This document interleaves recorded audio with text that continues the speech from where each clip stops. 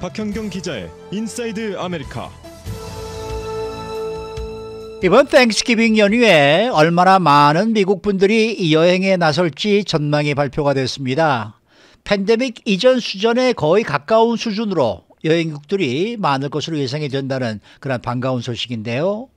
그런가 하면 남가주에서는 팬데믹 이전인 2019년보다 더 많은 주민들이 여행을 떠날 전망입니다. 역대 최다 여행객 수를 기록할 것으로 관측이 되고 있습니다. 자, 그렇다 그러면 이번 땡스기빙에 미국인들이 가장 많이 찾는 여행지는 어디인가, 이것도 함께 알아보도록 하겠습니다. 박현경 기자. 네, 안녕하십니까. 땡스기빙 데이 어디 놀러 갈 계획을 세우셨습니까? 저는 그날도 일하러 이제 나올 겁니다. 그러세요? 네. 반갑습니다. 그런데 이번에 많은 미국인들이 여행을 떠난다죠? 네, 오늘 아침에 전미자동차협회 트리플A가 열흘 앞으로 다가오니 땡스기빙 연휴에 얼마나 많은 미국인들이 이제 장거리 여행에 나서는지 발표를 했습니다. 오늘 아침에 발표된 거예요? 네, 오늘 아침 예, 발표에 따르면 약 5,460만 명 미국인들이 장거리 여행을 떠날 것으로 전망됐습니다. 네. 트리플A가 조사한 이 땡스기빙 연휴는요, 땡스기빙 전날인 23일부터 해서 그 주 일요일 27일까지고요. 네. 그리고 여기서 장거리 여행이라는 건 집에서 한 50마일 이상 거리에 여행을 떠나는 걸 말합니다. 그 미국인들의 10% 이상이 떠난다는 얘기네요. 네. 그러니까 5,460만여 명이 여행을 간다는 거잖아요. 네, 맞습니다. 와, 엄청나게 많은 숫자인가요? 아니면 예년에 비해서 많은 숫자인가요? 어떤가요?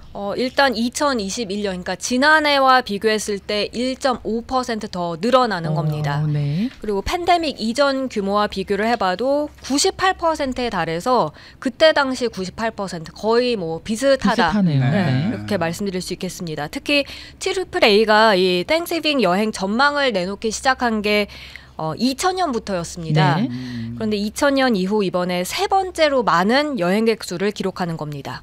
역대 가장 많았던 건 지난 2005년이었고요. 그리고 팬데믹 직전이었던 2019년이 두 번째였는데 이번이 세 번째 많은 그런 여행객 수가 될 걸로 전망되고 있습니다. 이번에 이렇게 여행객들이 많이 늘어난 거는 뭐 역시 코로나 해방. 네.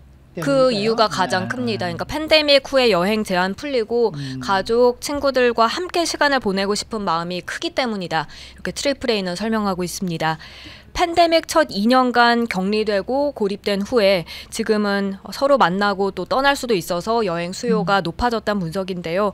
그런데 이번에 더 주목되는 건 무엇보다 인플레이션, 그리고 높은 가솔린 가격, 이런 것들을 기록하는 가운데서도 여행을 많이 떠난다는 겁니다. 네.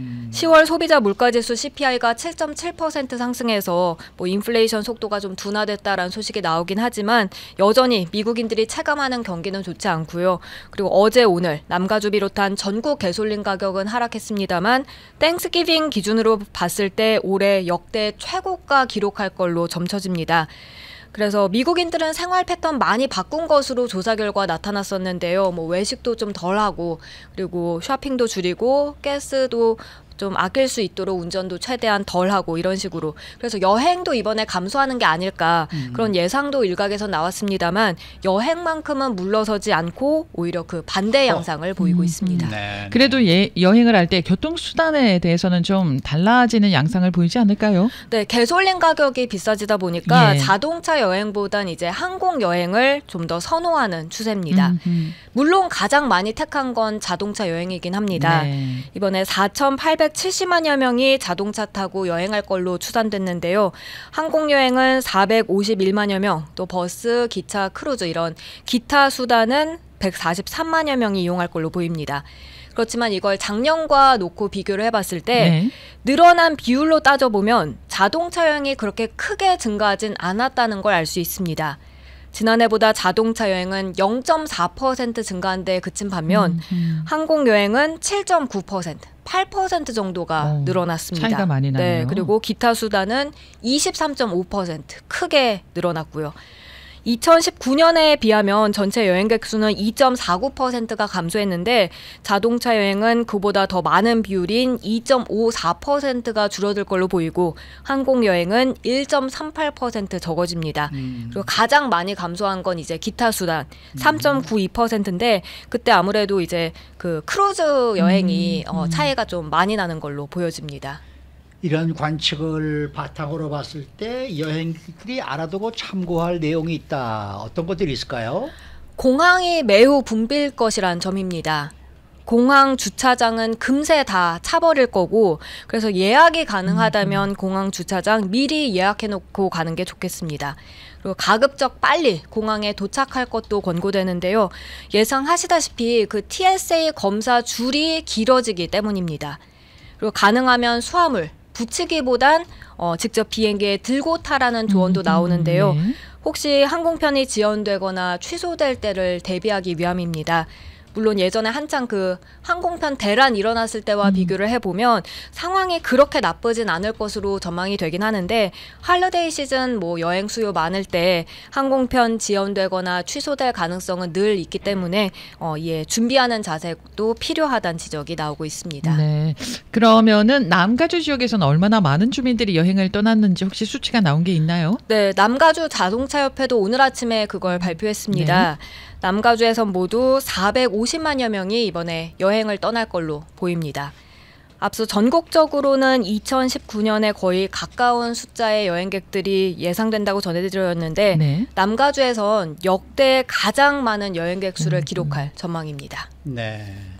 이 남가주에서 450만여 명이 여행을 떠나는 게 이전과 비교해 보면 얼마나 늘어나는 겁니까? 1년 전인 2021년보다는 2.5%가 더 많아지는 겁니다. 심지어 팬데믹 이전인 2019년과 비교를 해봐도 1.7% 더 늘어난 수치입니다. 그렇게 해서 이제 역대 최고치를 기록할 걸로 점쳐집니다. 남가주 여행객들도 그러면 자동차, 항공편, 기타 교통수단으로 한번 나눠서 살펴볼까요? 네, 390만여 명의 남가주 주민들이 자동차 여행을 떠나게 됩니다. 예. 지난해와 비교해서 가장 적은 비율로 이게 늘어나는 겁니다. 네. 자동차 여행은 작년보다 1.2%, 2019년보단 1.6% 늘어나는데 그칩니다. 그리고 항공 여행을 떠나는 주민은 54만 2천여 명.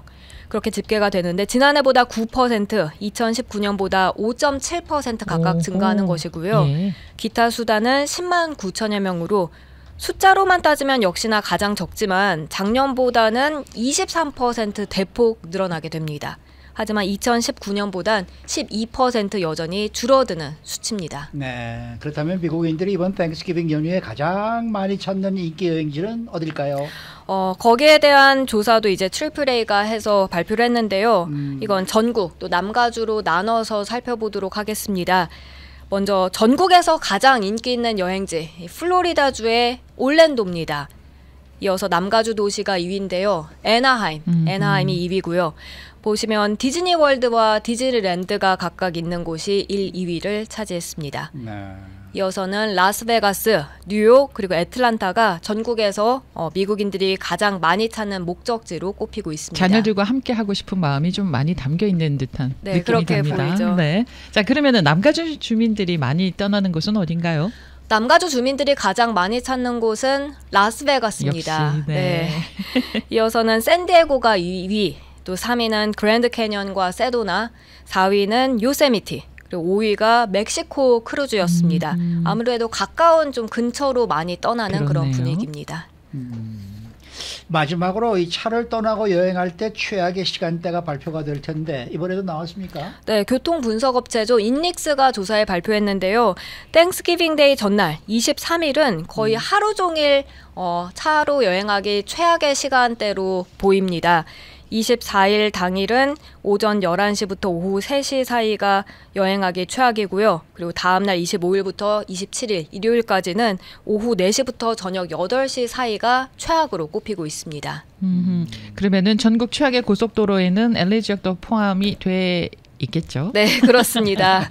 LA는 이제 5번 프리웨이, 예, 그중에서도 콜로라도 스트리트과 플로렌스 애베뉴 구간이 네. 평소보다 교통량이 144% 늘어난다고 해요. 네. 그러니까 한 2.5배 정도. 평소에도 많이 막히는데 더 많이 막힐 것으로 관측되고요.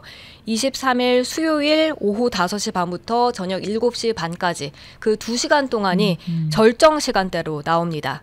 이 밖에도 405 프리웨이, 110번 프리웨이 역시 상당한 교통 정체가 빚어질 것으로 전망되고 있습니다. 참고해야겠습니다. 저도 지난 주말에 동기 동창들을 오래간만에 3년 만에 만난 거죠. 예. 아이고 반갑더라고요. 네, 여행들 많이 떠나시기 바라겠습니다. 수고 많으셨습니다. 네, 고맙습니다. 박현경 기자였습니다.